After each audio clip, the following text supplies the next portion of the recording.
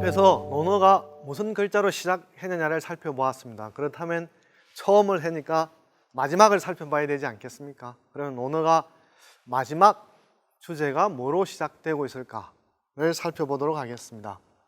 보면 논어의 제일 마지막 편인 요왈 편인다예요. 그 편 중에서 보면 자왈 부지명 무이위 군자야 라고 되어 있습니다. 그래서 부지명, 명을 알지 못하면 군자가 될 수 없다라는 건데, 그럼 당연히 주제가 뭔 줄 아시겠죠? 명이 주제가 되는 거죠. 명을 알지 못하면 군자가 될 수 없다라는 거니까 거꾸로 독해를 하면 명을 알아야만이 군자가 될 수 있다는 거죠. 여러분, 공자가 자기 춘추시대를 살아가면서 변화된 새로운 시대를 이끌어갈 주역으로 누구를 설정했는지 아시잖아요. 그게 바로 군자입니다. 그럼 군자가 그 시대의 주역으로 이끌어가려고 그러면 갖추어야 될 뭔가가 있지 않겠습니까? 그 중에 하나, 지명, 명을 알아야 된다라고 요구를 한 거죠. 이게 사소한 것이 아니라 아주 중요한 의미를 갖는다고 할 수가 있겠습니다. 그러면 명은 보통 우리가 숙명, 운명, 운수에 달려있다라고 할 때 쓰는 말입니다. 그러면 이 공자가 여기에서 말하는 명의 의미를 가장 잘 알 수 있는 것으로 어떻게 풀이를 해야 될까요? 저는 사람이 다가갈 수 없고 넘어설 수 없는 한계라는 뜻도 있고, 또 동시에 사람이 자기의 능력을 개발을 하고 키움으로 인해서 자신을 확장할 수 있는 최대치, 여러분 이렇게 생각하시면 됩니다. 여러분 산을 타시거나 오랜만에 달리기를 하시면 처음에는 발걸음이 가볍습니다. 그러다가 한 10분 안쯤에 되면 숨이 턱턱 차올라서 아마 주위 옆에 있는 친구한테 말할 거예요. 나는 더 이상 못 가겠어. 그냥 여기 있을래. 이러잖아요. 그럼 친구분이 여러분을 옆에서 부축하거나 아니 뭔 말이야. 산에 여기까지 왔으면 끝까지 한번 가봐야지 라고 말하잖아요. 그럼 그 친구의 말을 따라서 올라가다 보면 한 20분, 30분 달리다 보면 또는 걸어 올라가다 보면 숨이 이렇게 고르게 되는 지점이 있습니다. 그건 뭐냐 하면 자기가 그 이전에 오르막이거나 평지와 다른 길을 걸어갈 때 힘들다는 거죠. 그러니까 호흡이 가빠지고 힘이 빠지면서 못 가겠다는 생각이 든 거잖아요. 그러나 걷다가 보니까 산을 올라가고 달리기를 할 수 있는 걸 받아들일 수 있는 몸으로 바뀌어져 버린 거죠. 그러면 여러분들이 처음에 힘들다고 해서 난 안 가, 못 가겠어. 그러면 여러분의 한계랑 그걸 이겨내고 가보았을 때 여러분 한계가 옮겨진다는 거예요. 처음에는 10분 이상, 20분 이상 뛰거나 걷지 못하다가 그 이상 가다 보면 여러분이 더 이상 달리거나 갈 수 있는 게 1시간이 되기도 하고 2시간이 되기도 하잖아요. 그럼 여러분의 한계가 밀려서 올라간다는 거예요. 그런 측면에서 명이라고 하는 건 두 가지 의미를 동시에 갖는 거죠. 사람이기 때문에 벗어날 수 없는, 부정할 수 없는 한계가 있는 건 사실이잖아요. 그런 측면에서 한계라는 뜻도 있고, 또 두 번째는 그 한계를 맞이해서 사람이 자기의 능력을 키우고 개발함으로 인해서 얼마만큼 그 한계를 더 밀어 올릴 수 있느냐라는 최대치라는 뜻을 가질 수가 있다는 거예요. 그러면 이런 뜻으로 가지고 부지명 무이위 군자야 라는 구절에 대입해서 생각을 해보면요, 명을 알지 못한다, 한계를 알지 못한다, 최대치를 알지 못한다라는 거잖아요. 그러면 군자가 될 수 없다 이런 거죠. 만약에 수영장에서 풀을 한 50m 가까운 거리 있잖아요. 그걸 한 10바퀴 왔다 갔다 할 수 있는 사람이 어느 날 갑자기 충분한 훈련도 하지도 않고 난 대한해협을 건너겠어, 태평양 바다를 헤엄쳐서 건너겠어.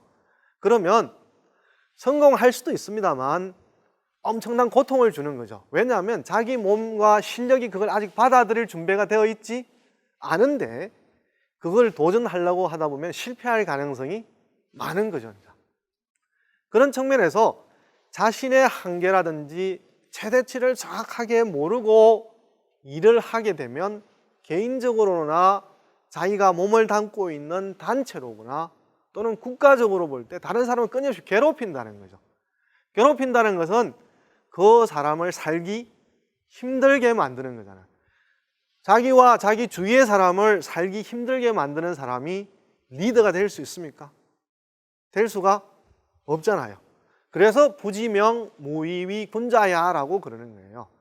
자기와 자기 외에 주위에 있는 사람의 능력의 한계와 최대치를 모르는 사람은 지도자가 될 수 없다라는 거예요. 그런 사람이 지도자가 되면 여러 사람을 괴롭히게 만든다는 거죠.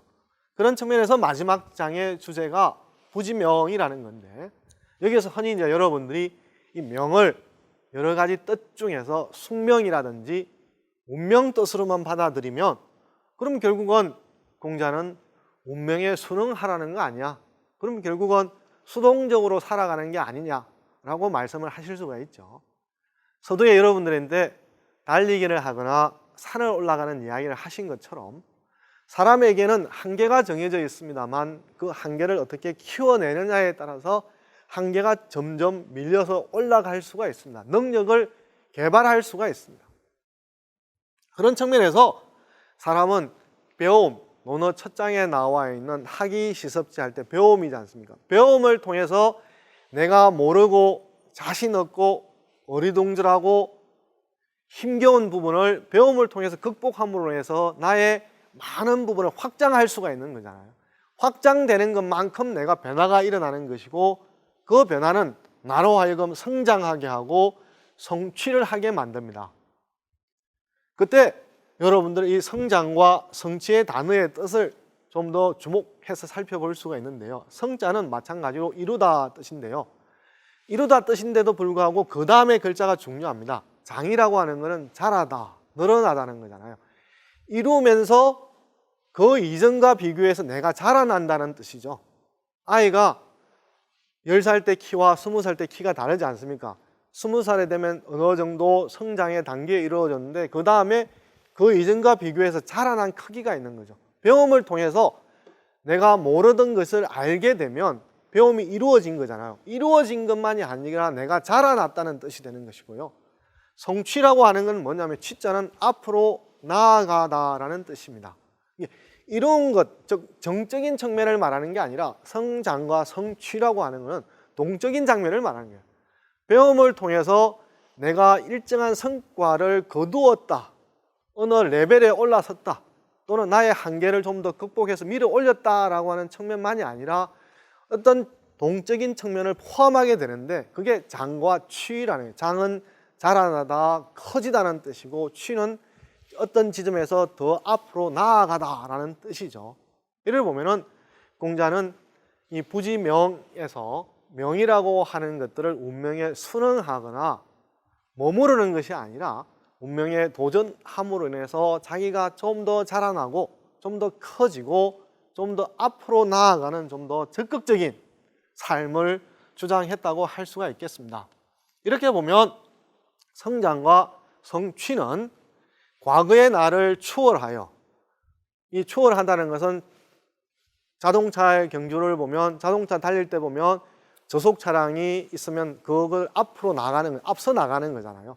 내가 지금까지 이루어진 나를 좀 더 나은 단계로 끌고 가는 거잖아요. 그러면서 과거의 나가 추월을 함으로 인해서 현재의 나를 만나게 되고, 또 하나는 현재의 내가 가지고 있는 그 한계를 끊임없이 밀어낸다는 거예요. 앞에 추월의 추자는 뒤쫓아가서 앞서간다는 뜻이고 뒤에 있는 추월의 추자는 밀어낸다는 뜻이에요. 나의 능력의 외연을 끊임없이 밀어서 타고 넘어간다는 거예요. 다음 단계로. 그러면서 더 크고 새로운 나를 만나게 되는 것이고, 이 단계에서 나라는 사람의 이해, 다른 사람을 고려하고 배려하는 자세가 커져가는 거잖아요. 그러면 나라는 사람의 다른 사람과 함께 어울릴 수 있는 마음의 자세와 마음의 지혜와 마음의 태도가 그 이전에 나만 생각하거나 우리 집 아이만 생각하는 거에서 나의 이웃도 생각하고 우리나라와 정반대편에 있는 사람까지 생각할 수 있는 넓어지는 소유자가 된다는 거예요. 이런 측면에서 이 여정은 나라고 하는 사람의 무늬가 점점 무늬에 그릴 수 있는 터전이 범위가 넓어지는 체험을 하게 된다는 거죠.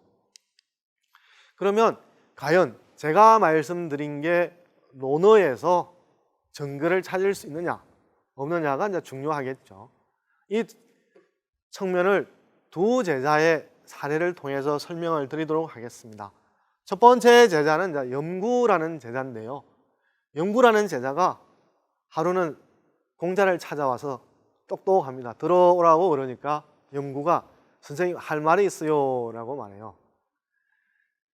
여러분들이 선생님이 학생에게 질문을 하면 학생도 긴장합니다만 학생분이 선생님을 찾아와서 말하면 선생님도 긴장하는 거죠. 또 무슨 말을 하려고 그럴까라는 건데 들어보겠습니다. 비불열자지도 역부족냐. 이때 이제 자는 3인칭으로서 선생님 이런 뜻이죠. 비불 뭐뭇이 결코 아니다. 선생님의 도, 선생님의 걸어가는 길, 선생님의 가치, 선생님의 학문을 즐거워하고 기뻐하시는 것은 결코 아닌 것은 아니다.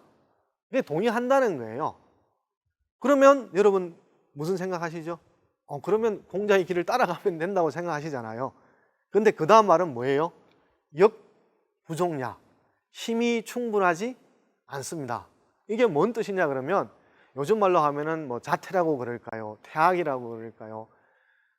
선생님이 가고자 하는 가치를 저도 얼마든지 동의를 하고 기뻐합니다만 제가 능력이, 학력이, 수준이 못 미쳐서 못 따라가겠습니다.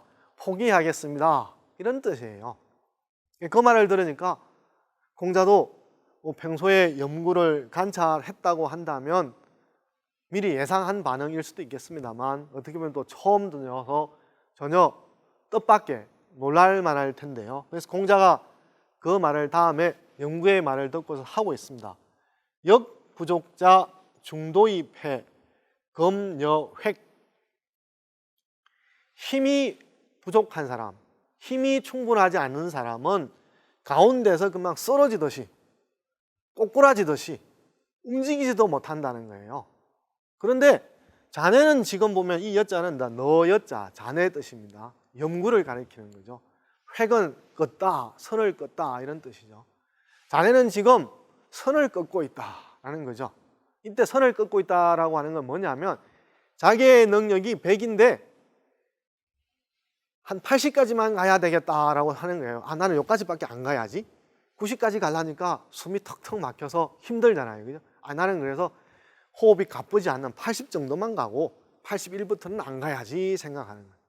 그러니까 염구라는 제자는 실질적으로 자기 한계, 100이라고 하는 한계에 다가가기 전에 이미 80부터 선을 딱 꺼놓고 더 이상 나아가지 않으려고 하는 거예요. 공자가 하는 말은 역부족이라고 하는 사람은 그런 말도 못한다는 거예요. 가다가 힘이 빠지는 사람은 그냥 그 자리에서 꼬꾸러져 가지고 기절을 하든 졸도를 하든 몸까지 내가 갈 수 있니 못 가니 힘이 부족하니 힘이 남느니 이런 말 자체 할 기력조차 없다라는 거예요. 이래 보면 공자의 제자 중에 염구의 경우에는 한계가 있으면 딱 그 자기 스스로의 한계를 그어놓고 그 안에는 그 안에 머무면서 그 밖으로 넘어서지 않으려고 하는 제자가 있습니다. 또 다른 제자도 있습니다. 공자가 이 안현과 자공을 대비하는데요. 안현은 회하, 기, 서호, 루공. 학문적 성취는 꽤 높지만 자주 공은 이제 살림살이가 가난하다 이런 뜻입니다. 그 다음에 또 자공에 대해서 말을 할 때는 뭐냐면요. 사부지명 이 화식은 억적 루중. 사는 이제 자공의 이름입니다. 자공은 명을 받아들이지 않고 돈을 버는 화식을 놀이를 했다, 경제 행위를 했다 이런 뜻이죠. 그렇지만 억은 이제 추측하다 이런 뜻이고 자주 적중했다 이런 뜻인데 약간의 설명이 필요한데요. 이 자공이라는 제자는 당시에 국제 무역을 한 사람이었습니다. A 지역에 나지 않는 또는 잘 나는 농산물을 사가지고 또 B 지역에 가서 파는 거죠. 그러면서 시세 차익을 남기는 건데요. 그럼 돈을 벌려면 어떻게 하겠습니까? 이번에는 어떤 종목에 투자를 해야지라는 거잖아요. 근데 억적 누중이라는 것은 그걸 투자를 해서 성공을 했다라는 뜻이잖아요. 그렇게 보면 자공은 사불수명이고 회야 기소호 루공이죠. 루공이라는 게 뭐예요? 살지 못하면, 경제적으로 넉넉하지 못하면 돈을 벌어야 되는 거잖아요. 근데 안현이라는 제자는 학문적으로 성취를 한 거잖아요. 이렇게 보면 안현의 경우에는 현실에 휘둘리지 않고 자기가 하고자 한 것을 하는 이런 길이고, 또 자공이라는 제자는 자기에게 주어지는 명을 거절하는 것이죠. 이렇게 보면 논어에는 두 가지 그룹의 제자가 나타나는 거죠. 명과 관련해서. 하나는 염구라고 하는 제자는 자기 스스로의 어떤 한계를 딱 그어놓고 그걸 넘어서지 않으려고 하는 특성을 드러내는 반면에, 안현이라든지 자공의 경우에는 자기에게 주어지는 삶의 조건을 그게 안주하는 게 아니라 그걸 넘어서서 자기가 하고 싶은 걸 하거나, 또는 자기가 그것을 극복하면서 새로운 길을 찾아가는 이런 측면이 있다는 거죠. 이렇게 보면 서두에서 말씀드렸듯이 공자의 제자는 다 운명에 순응하는 소극적인 존재만은 아니라는 거죠. 우리는 이런, 즉 동아시아 중국 신화에서도 이 운명에 순응하는 것이 아니라 운명을 넘어서려고 하는, 운명을 극복하려고 하는 신화를 찾아볼 수 있는데요. 첫 번째 이제 과보축일이라는 신화입니다. 이 그림이 여러분들이 이 과보가 자기가 해가 지나가서 어둠이 찾아오는 걸 싫어해서 그곳을 해를 붙잡아서 자기가 밝은 곳에 있기 위해서 뛰어가는 장면을 나타낸 것입니다. 과보는 이제 이 당시에 이제 거인족으로 알려져 있는 종족인데요. 축일은 글자 그대로 해를 쫓아가다라는 뜻입니다. 이건 뭐냐면요, 해가 서쪽으로 가면 과보가 생각을 한 어느 날 갑자기 해가 서쪽으로 지면 자기가 사는 곳이 어둠이 깃들잖아요. 이 과보는 체질적으로 어둠을 싫어하는 거예요. 그러면 자기가 사는 곳에 어둠이 찾아오지 않게 하려고 하면 어떻게 해야 됩니까? 해가 가는 걸 계속 쫓아가거나 해가 움직이지 못하도록 붙잡아 둬야 자기가 생각하는 것이 계속 빛이 비출 수 있지 않습니까? 그러나 해는 자기가 생각하는 것처럼 머무는 것이 아니고 계속 움직이는 거예요. 그런데 과보는 그 해를 쫓아가는, 해를 붙잡아야 되겠다고. 그래서 한참 천리를 쫓아가서 우곡이라는 곳에 도착해서 거기에 있는 물을 다 마셔버립니다. 왜냐하면 먼 거리를 쫓아오니까 목이 마른, 갈증을 이기지를 못하는 거예요. 그 다음에 또 다시 대택이라는 곳에 도달해서 큰 연못이 대택이라는 곳이, 거기에서도 물을 마시려고 그러는데 이미 맥진을 해가지고 더 이상 물을 마시지 못하고 거기에서 이제 최후를 마감하게 되는데요. 여기에서도 보면 자연과의 대결이잖아요. 해와 이길 수 없는 게임인데도 불구하고 그럼 처음부터 시작하지 않는 거잖아요. 그런데 과보라고 하는 신은, 거인족의 신은 자기 스스로가 해와 달리기 경주에서 이길 수 있고 할 수 있다라고 하는 생각을 가진다는 거죠. 이렇게 보면 신화에서도 소극적인 게 아니라 적극적인 모습을 나타내는 겁니다. 두 번째 그 신화에서 이 형천이라고 하는 신화가 있는데요. 중국 신화는 중원 지역의 신화와 동해 바다 쪽에 있는 신화로 양분할 수 있는데요. 중원 지역의 신은 황제가 대표하고 동해 해안 지역의 신은 염제와 대표합니다. 이 두 신화의 대결에서 염제가 패배를 하게 되면서 다시 염제의 패배를 설욕하기 위해서 치우가 나서고, 그렇지만 치우도 다시 황제에게 패배를 당합니다. 그리고 세 번째, 이제 형천이라는 신이 황제에게 싸움을 걸게 됩니다. 이 그림이 형천이라는 신을 나타낸 그림입니다. 아마 여러분들이 신화하면 사람의 모습을 연상하실 텐데요. 모습이 좀 다르지 않습니까? 그죠? 어떤 모습이 다릅니까? 목이 없습니다. 목이 없다는 게 형천이라고 하는 게 목이 잘렸다 이 뜻입니다. 즉 형천은 앞에 있었던 염제와 치우의 복수를 하기 위해서 황제의 대결을 신청했다가 첫 번째 싸움에 패배를 당해서 목이 잘립니다. 그러면 싸움이 끝났다고 할 수 있지 않습니까? 그런데 이 형천은 자기 패배를 인정하지 않고 변신을 하게 됩니다. 그림을 보면 어떻습니까? 저 꼭지 부분이 다시 어떻게 뭐로 바뀌었죠? 눈으로 바뀌고 배꼽 부분이 어떻게 바뀌었습니까? 입으로 바뀝니다. 이렇게 자기의 몸을 다시 변신을 해가지고 두 번째 다시 황제에게 대결을 신청하게 됩니다. 물론 중국 신화에서 형천은 두 번째 싸움에서도 황제에게 패배를 당하고, 황제는 형천을 싸움에서 이긴 뒤에 형천이 처음에 목이 잘린데도 자기 몸을 변신을 해가지고 다시 재차 대결을 요구하잖아요. 그래서 두 번째 이긴 뒤에는 다시 형천의 몸을 갈길 나누어서 따로따로 매장을 합니다. 왜냐하면 한 곳에 있으면 또 변신을 해서 세 번째, 네 번째 다시 자기에게 도전을 할 수 있다고 생각한 것이죠. 이렇게 보면 중국 신화에서 과보 축일과 형천의 신화에서도 보면 신들도 자기에게 주어져 있는 그 사항에 순응하거나 소극적으로 하는 게 아니라 자기 주어져 있는 삶을 계획하고 바꾸고 자기가 가지고 있는 욕망을 총동원해서라도 사항을 타개하기 위해서, 운명을 넘어서기 위해서, 그럼으로써 자기가 가지고 있는 능력을 키워나간다는 거죠. 이것은 공자에 가지고 있는 명에 대해서도 마찬가지라고 할 수가 있겠습니다. 공자도 명이라고 하는 것에 순응한 것이 아니라 명에 대해서 한계를 알면서 그 한계를 좀 더 키워내면서 최대치를 키워가려고 노력했다고 할 수가 있고, 그게 논어의 정신이라고 할 수 있겠습니다.